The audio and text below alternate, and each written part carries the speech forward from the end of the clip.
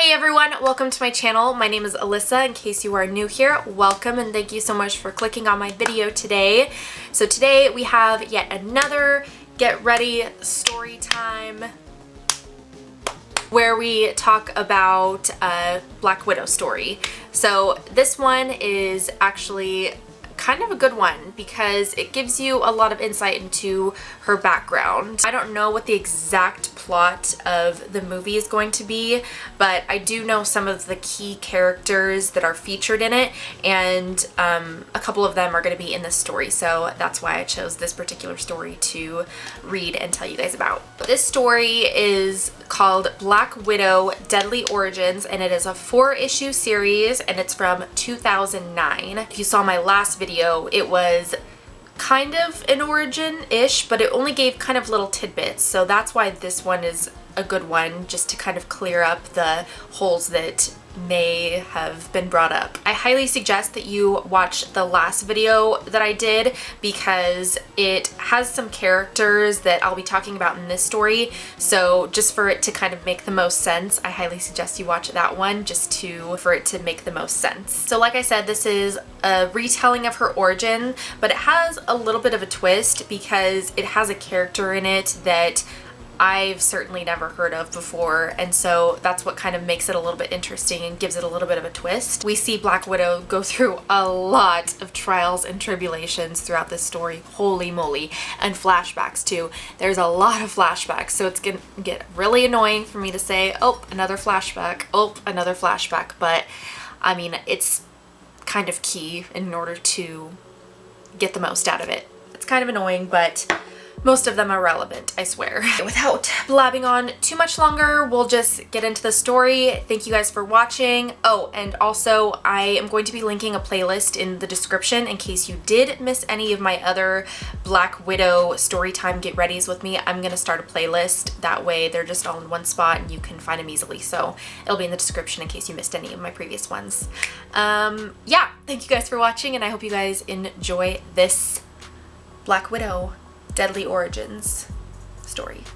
Okay, hopefully you can't hear my neighbor's dogs in the background barking. All right, let's start off with the cover story here, or cover art. This comic was made in the early 2000s, so the cover art is going to be significantly different than what it was in the 60s, 70s, 80s. So it's a lot more realistic looking. We see Natasha, Black Widow, in her skin-tight leather suit, holding up a quite deadly looking handgun. Next we see Wolverine right behind her on a super cool motorcycle, and then also behind is Winter Soldier. And now let's get into this story. Our story starts in a plane headed towards space, or north, it doesn't really say space, with two men on board. One guy is saying to the other that it's weird that his co-pilot got replaced at the last minute with this other guy that's on board there with him. Well, surprise, surprise, the co-pilot is actually Natasha. She's come there to interrogate this bad guy.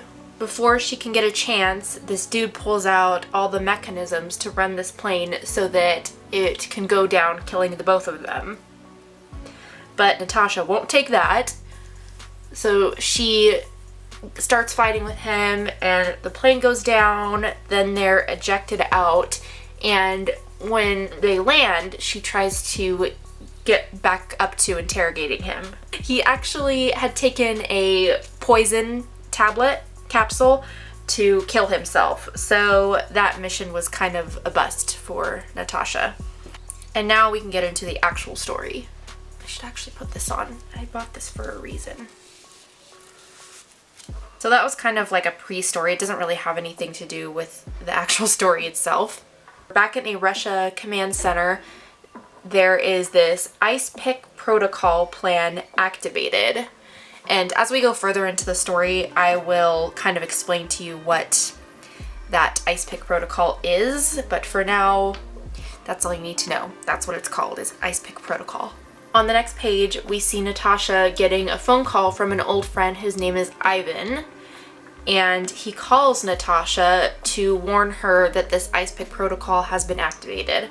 So this Ivan guy, he is kind of like in the government. He's like a Russian spy. As he's on the phone with her, he gets struck just totally out of the blue, and it's like a fatal wound.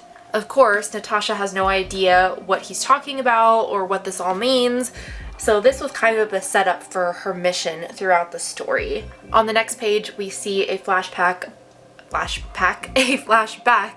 of 1928 during the wartime, and as soldiers are trekking the area looking for survivors, one of them comes across a woman and her baby, and the baby gets handed to this guy Ivan, and he's told that her name is Natalia Romanov. So the Romanov name is important and considered royalty because their family had kind of like a dictatorship on the Russian Soviet people. Ivan takes this baby, then the woman is suddenly killed, and he kind of at that point takes care of her and takes her in as his own. Fast forward when she's a small child age, this is still kind of a flashback. He had met up with a man who may have had connections in getting her into a better education than what he can give her. So once he discloses her name, then that's kind of what propelled her into this greater life. Fast forward again when she's at kind of adolescence age.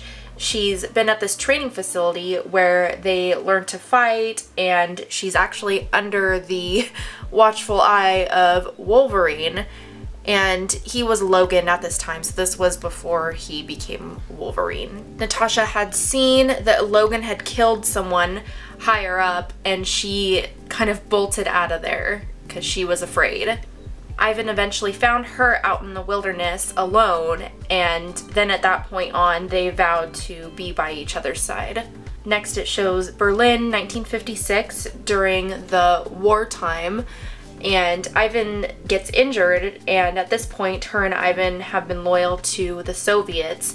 So a man named James Barnes, you guys might recognize that last name, Barnes, so he's actually the Winter Soldier at that time. He offers both of them a way to essentially never die from natural causes, so they both take this opportunity to take it. Then the story jumps back to present day, where Natasha ends up at a Russian morgue to identify her friend slash father figure, Ivan. She realizes that it actually is him, and so obviously this just totally blindsides her. What makes it even crazier is that his head was actually missing. So then she gets back home, and this James Barnes is over there to console her. He was kind of a friend slash more than friend at that point in time.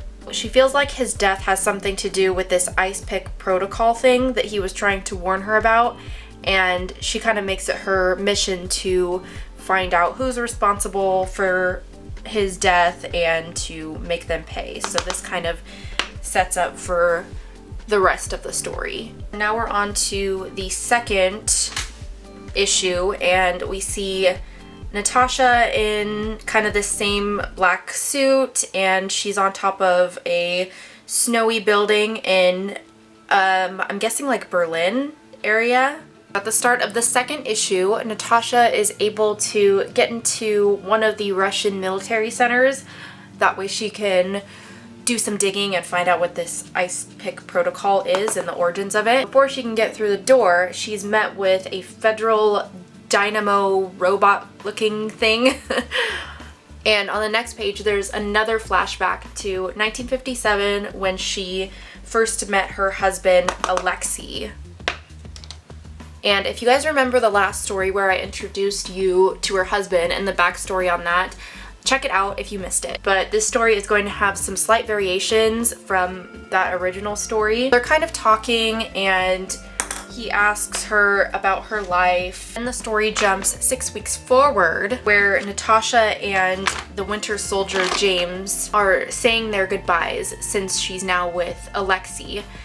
Then Ivan comes up, and you can tell that it's been a while since him and Natasha have seen each other because she just runs up to him and embraces him immediately. Now the story gets back to her and this, we'll just call him Dynamo, fight. And as you can imagine, she whoops his butt and is able to slip away. Then she gets into the control room and she asks the guys in there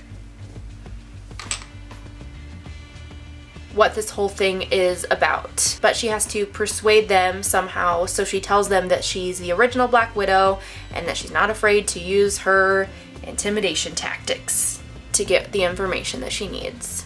Then a brief snapshot of her backstory pops up, which I told you guys about in my last video, where she was told that her husband died in kind of this mission gone wrong.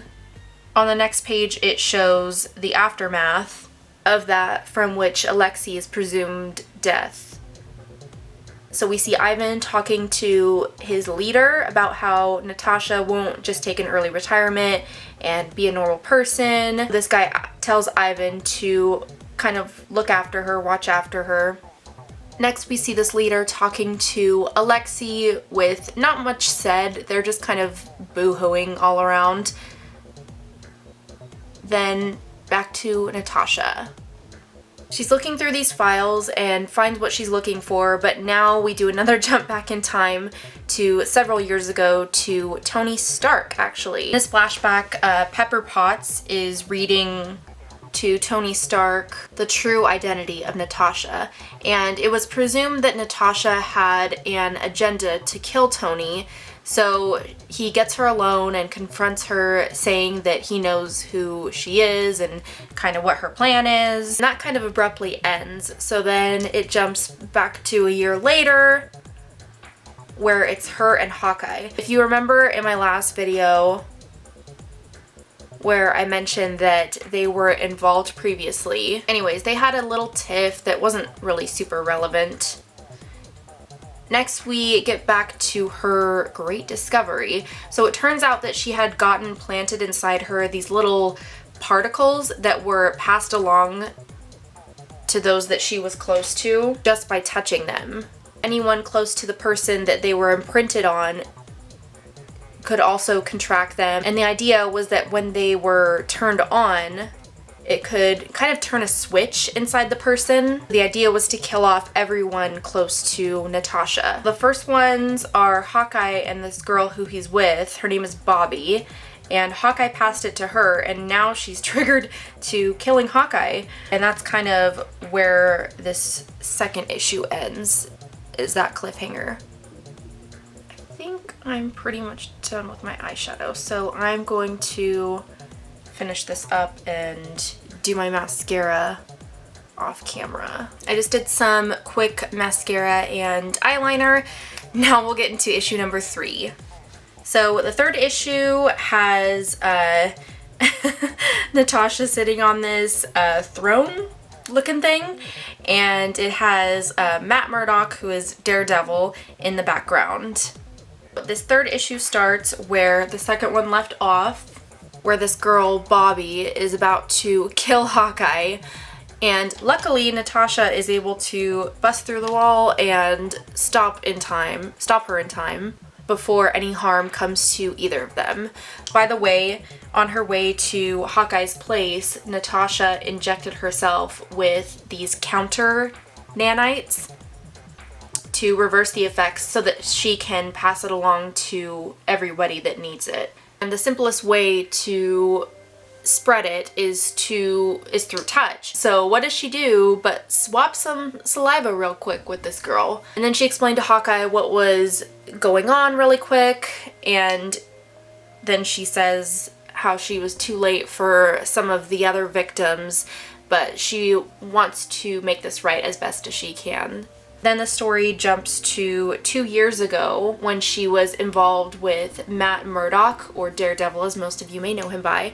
So In this flashback, it's the two of them, and Ivan pops his head in because he's there in the US with her because he feels like he has to kind of protect her, so he's kind of always there. Now that the story has that set up, back history, now we have Natasha finding Matt. She just kind of gives him the antidote and moves on. Next, she meets up with James Barnes, and she gets a call from Hercules. He somehow knew to call her when he started being attacked. The flashback of the two of them happens. So the two of them were involved together in this champions group back when. Then it jumps back to present day where she has arrived and all these women around him are unconscious and the two of them are just kind of standing there. So she gives Hercules the cure and moves on. But before that, she told Hercules what was going on, and he gave her an idea of as to where to maybe go next to find the origins of this ice pick protocol. Next, she visits Nick Fury and asks him for a favor really quick. She wants to borrow an aircraft to get into space and trace the source of this epidemic. She has a quick flashback of a conversation between her and Ivan, which is a little bit foreshadowing. The gist of it is that he realized that she will never just settle down into a normal life, which is kind of what he's been following her around and waiting to happen all this time. So next, Natasha gets into a ship and sets off into space. She gets into space and she runs across this aircraft, and she's stunned to see that it has Soviet graphics all over it. She's able to peek inside and see, kind of look around, see what's inside of it, and she's really surprised next on what she sees. But before that, another flashback. This one has Natasha going to see Ivan and both of them saying their final goodbyes. He had told Natasha that he kind of wanted to be more than just like a father figure, guardian, friend to her, and then he leaves. So now it's back to the present. She sees aboard the aircraft kind of like a robot, kind of that Crimson Dynamo figure that I was talking about, and the head of it though is actually Ivan's head. Now she's got a real situation on herself. Now we're down to the last issue. Let me find this cover art. It is a picture of Natasha no longer in that little costume, but she is actually like in a space costume now with a helmet, and so obviously this is kind of set in space, so it's kind of spacey. So first we have Natasha peeking around the ship and she's seeing Ivan, well, seemingly Ivan, and a bunch of these army guys around. Ivan sees that he's being watched, and so he darts right over and blows up Natasha's ship. She ejects herself out in time though, and then the army guys just swarm to her ship. Now there's another flashback. Apparently, Natasha had visited Ivan just a few years back, and he tries to lure her into his eventual master plan of chaos. He actually tries to make a move on her, which is kind of weird, and she rejects him, and then he initiates ice pick protocol right in front of her without her knowing. Now back to the present. She suddenly remembers this exchange and everything comes together for her in that moment. And then Ivan finds her, and there's a flashback of an exchange between herself and Captain America during the Civil War era of comics. You guys know that movie, Civil War, right? I feel like that flashback was irrelevant. So Ivan finds Natasha and she tries to calm him down, telling him that all of this serum that he's injected over time has messed with his head. And she calms him down enough. Now he's showing her around the place, kind of trying to show off and be like, basically, you know, come back to my side. Then there's a few flashbacks of major events in her life from the last few years. One with Yelena Belova, who is the latest Black Widow, and I'll actually be doing a video on her very, very soon because she's going to be in the new Black Widow movie. One with the Champions team and Matt Murdock, and one with James, the Winter Soldier. She pauses in this moment, contemplating her options. And now one last flashback, I promise. This is a flashback of last year when her and her husband met up. And now decision time. So obviously she's gonna choose to walk away from Ivan. This clearly angers him, and he just kind of goes after her and is like, well, fine, if you're not on my side, I'm just gonna kill you. So then she actually goes up to him and she gives him one big smooch on the lips. This is actually because she had created an antidote. When passed along, it would kind of alter his state of destruction. I'm not really sure how to describe it, but basically it keeps him from killing her, and because she has these nanites in her body, it's weird. This angers him and he tries to go after her, and she just does one big old punch and blasts him, ending his life for good. She ends up escaping and blows up his ship. And I don't know, I think she's kind of saddened by the whole situation, obviously, since this guy has been in her life since she was a baby. But ultimately she knows that it was the right thing to do because she's an Avenger, so she's gonna obviously do the right thing always. So that is the end of this story, guys. If you guys enjoyed this video, as I said before, I will be linking a playlist down below with all of my storytime get ready with me's that involve superheroes, so check that out. I'm gonna go out and enjoy this overcast, cloudy day. I hope you guys have a good one, and I will see you all in my next Get Ready With Me. Bye!